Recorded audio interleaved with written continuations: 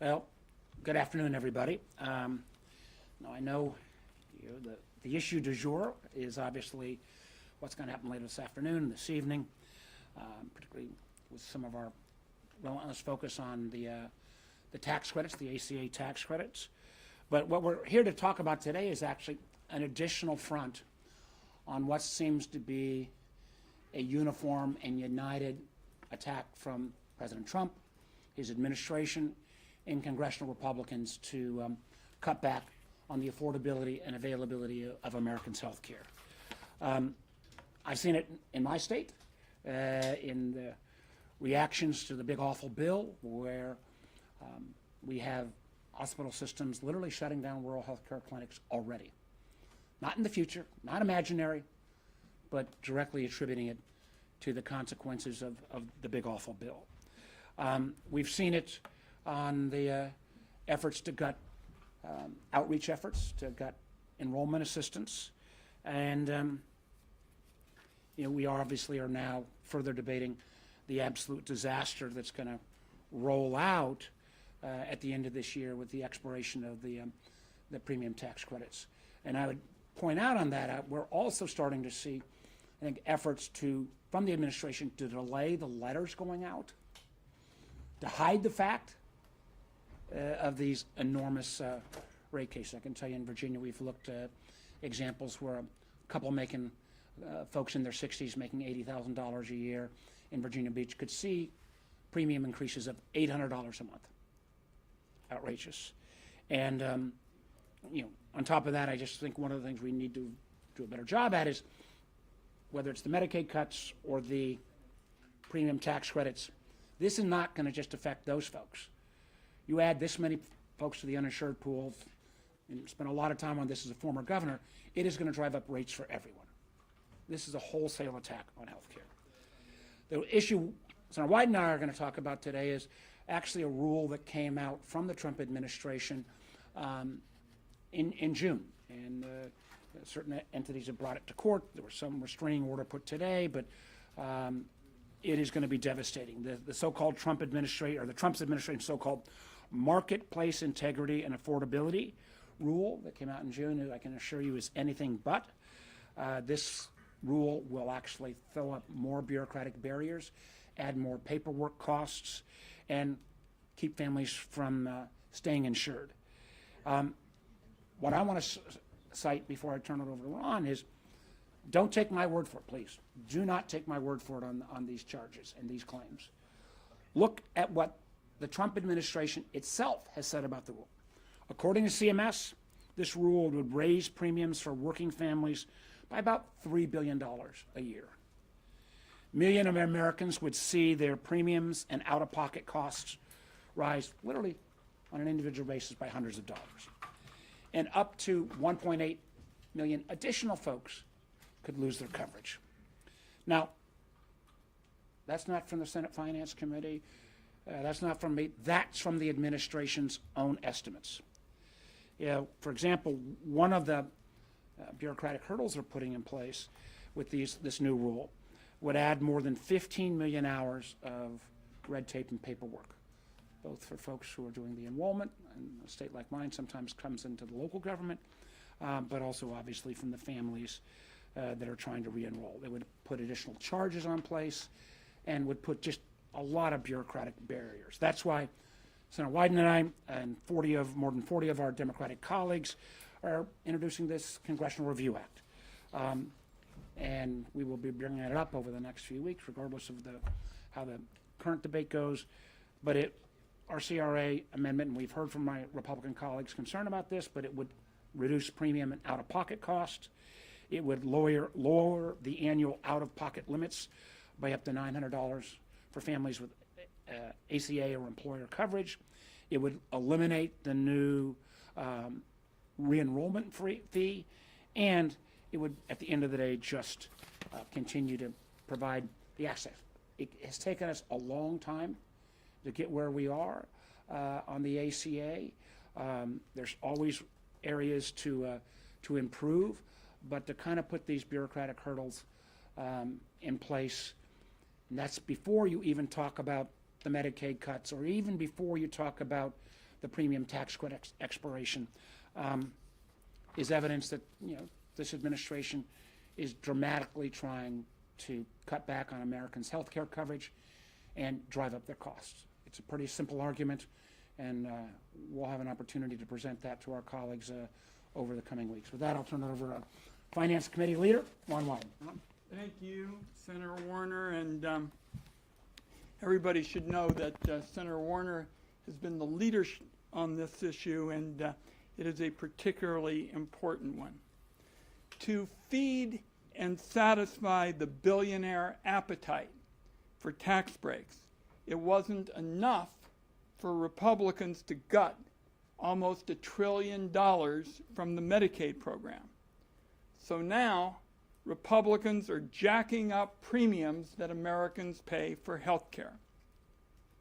At the same time, behind the scenes, and Senator Warner and I have really focused on this because we want to squeeze the inefficiencies out of American health care. Donald Trump and Dr. Oz have been using smoke and mirrors to kick eligible Americans off their health coverage, raise costs, and inflict an extraordinary array of bureaucratic hoops and hurdles and absurdities in the process.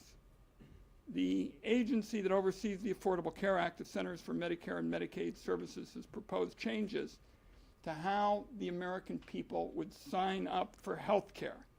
And this is something I've focused on since my days as co-director of the Oregon Gray Panthers, because you can always get a sense of people's motives about whether they're interested in having something that works and streamlining the bureaucratic red tape, or go ahead with even more, which is what the Republicans did in the big budget bill. Now, specifically what they do, and Senator Warner touched on this, they increase out-of-pocket limits, create new fees, and generally import the worst tactics, the very worst tactics, from the for-profit health insurance companies.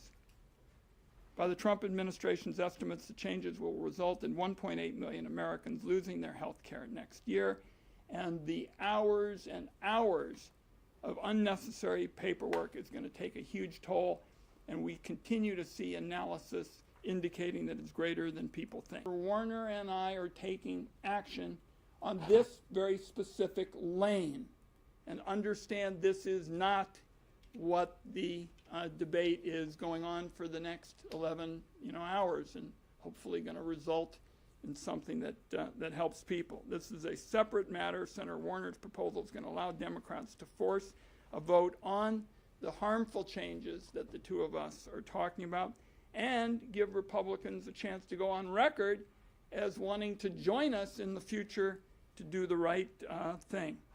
Under the Congressional Review Act, we're going to be able to demonstrate that as American healthcare is at a crisis point, the two of us want to do something constructive when we're facing the largest cut in Medicaid history. So repealing arbitrary, misguided bureaucratic proposals would mark an important first step to getting things back on track. And two United States senators who on the Finance Committee have made it a special focus, and something I've felt strongly about since my early Gray Panther days, of streamlining the system, making it less bureaucratic. We want to use the Congressional Review Act to tackle those issues. And Senator Warner, thank you for your leadership. And one of the advantages of seniority is give him the difficult questions, give me anything softball. But we're happy to take your questions.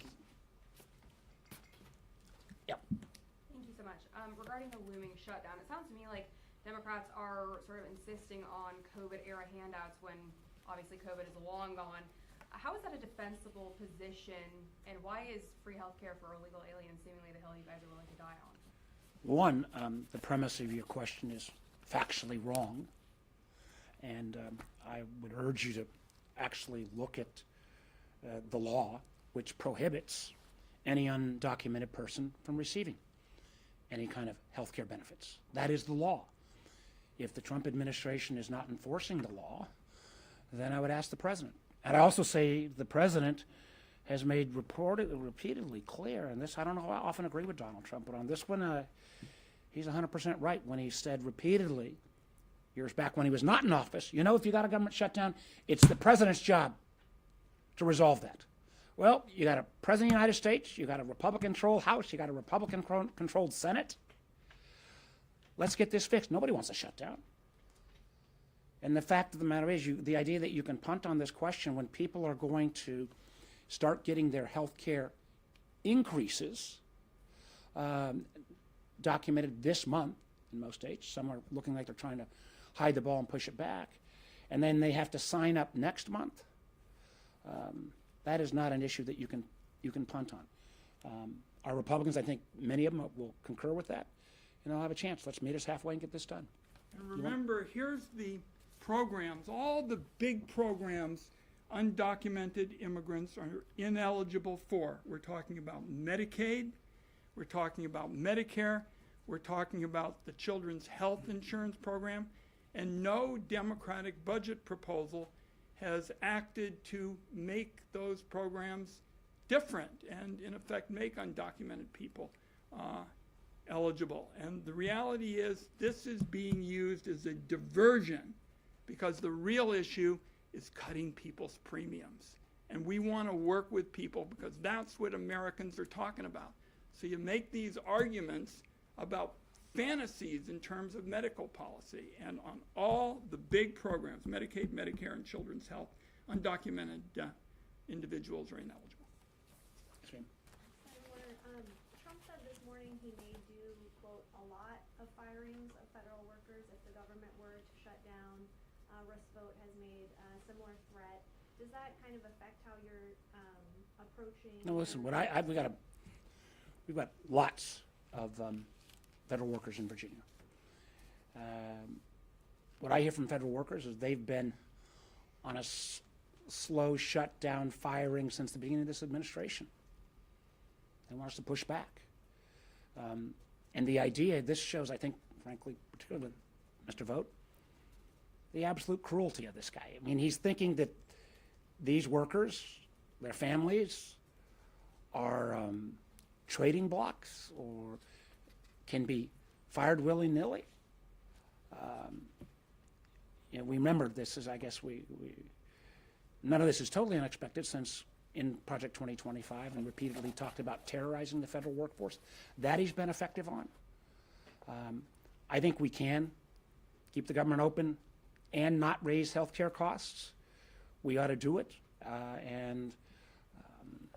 Again, I've been very amazed at the kind of comments I've got from federal workers who are saying they've been terrorized enough, they want us to push back against this administration.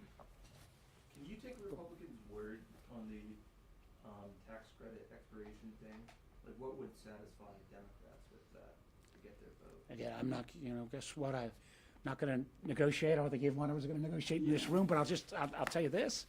It's more than a little funky that in many states, these numbers are supposed to go out this month, because that's the first time that people are going to say, holy crap, my rates are going up $800 a month. And I think we are seeing states, some places trying to push back that notification.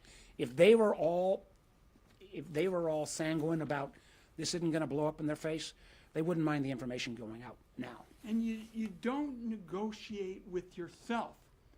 For weeks now, we have been interested in negotiating with them. And Senator Warner and I have done a lot of negotiating in the healthcare space. For example, we got a 26-0 vote in the Senate Finance Committee on reining in pharmaceutical price gouging through these PBMs. So this is not something we made up in order to have a press conference 11 hours before the bell goes off.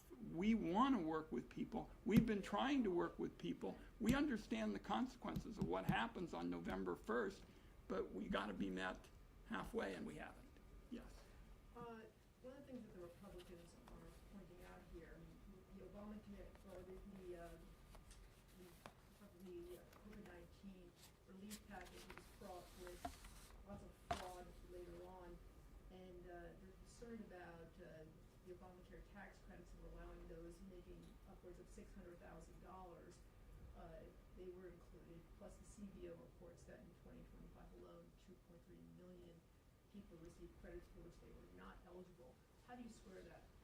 Well, we're indicating at every part of this that we're interested in rooting out. We had a press conference on this very place a few months ago, indicating we're willing to root out waste and inefficiency. We're willing to do it. But much of what they have been saying over the last few days, in other words, they're making a big deal out of people who are lawfully present, for example. That's something that they've used as a kind of, buzzword. Well, the reality is refugees and asylum recipients and the like, they're here legally. So let's get down to actual talks about specific cases. And CBO in particular has said that some of the people that they're talking about, they wouldn't characterize as illegal or unauthorized. Yes. Have you heard from your Senate Republican colleagues about support for your CRA, and when do you expect to vote on the Senate floor? We've got a little bit of timeline now. It's been filed. We have to trigger the clock. I think we've got, a couple months. I think we've got some time on this. But listen, there are all of these issues. And I think I've been in every bipartisan gang there's been. If you got rational people sitting down, you can get to a solution. And we have heard concerns, again, kind of rebutting some of the false information out there that this is some, funds for illegal, undocumented folks. Just not the case.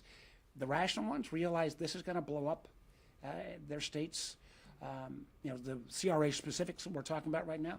In Virginia, we've got an independent health marketplace, driven by the insurance companies, others. They are solidly on record against this rule change from June. So I think that indicates. Yes, ma'am. Regarding rural healthcare, how do you think the Rural Health Transformation Fund is going to impact? Are you talking about Google? Rural healthcare? Rural. Rural, okay. Yeah, well, listen, I can tell you, in Virginia, we have had announcement already of 3 rural clinics closing due to the awful bill. We have, ironically, in certain areas, other hospitals that have indicated they will close. And what is sometimes frustrating is that the hospital systems will then come in and lobby me. But one system, for example, we had our event across the street because the hospital system was so afraid of offending the Trump administration. But the data, this is the irrefutable part. We can argue back and forth. But communities in my state that voted 75% for Donald Trump are going to take it worse than anywhere else because they are rural hospitals, they depend on Medicaid, they depend on people being enrolled in the exchanges. If people get blown off because of the premium increases, they're going to leave the system. They don't disappear. They're going to show up in the emergency room. It will break the bank, and we will see, in my state, at least 6 rural hospitals have been estimated to close. And the irony of this is that these were the communities that frankly, I think voted for Trump because they wanted to lower costs. Well, we've not seen groceries gone down. We've not seen inflation go down. And sure as heck are seeing healthcare costs skyrocket. I just had a series of town hall meetings in rural Oregon in communities where Donald Trump won by more than 70%. They know that a healthcare wrecking ball is coming right at them. They're seeing it already in terms of workforce issues. I think we're going to have more maternity deserts in this country as a result of this. We're already having trouble funding these crucial kind of programs. You can't have rural life without rural health care, but we are headed in that direction. Yeah, just one quick thing. Senator Wyden, and I've also worked on this issue. I can't speak to Oregon, I can speak to Virginia. We got wide swaths of our state where you got no OBGYN services at all. And if you ever try to attract resurgence in those communities, if you've got to travel 2 or 3 or 4 hours to get health care to have a baby, your economic prospects are. Why don't we take one other one? Yes. So it doesn't seem like your Republican counterparts are signing on to a permanent extension of the ACA tax credits, but is there room that either of you see on, something in the middle, changing the income level limits or a shorter extension than permanent? I'll just say, been around long, there's enough here, Senator Wyden even want, when there's a will, there's a way. But I'm not gonna lay out things here. What we have not seen so far is we have an absolutist demand with, a meeting with the president literally only 24 hours before the deadline. As a former governor, I would have been laughed out of the room if I'd brought in my Republican-controlled legislature 24 hours before and say, my way or the highway.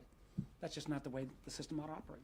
And remember, this has been the way they've approached this from the very beginning. We didn't have any big open markups and things like that. They just drove this thing through, and healthcare is now the biggest part of the American economy. You would think that you would spend some time working with people like us who've specialized in this area, and we got stonewalled every step of the way.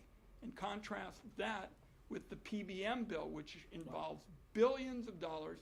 We had scores of meetings and open sessions with all sides, and our door is always open. We want people to know we like legislating and doing it in a constructive and bipartisan way. You got to have people to join you. We'll Thank stick you, guys. around. Thanks, everybody. Thanks, everybody.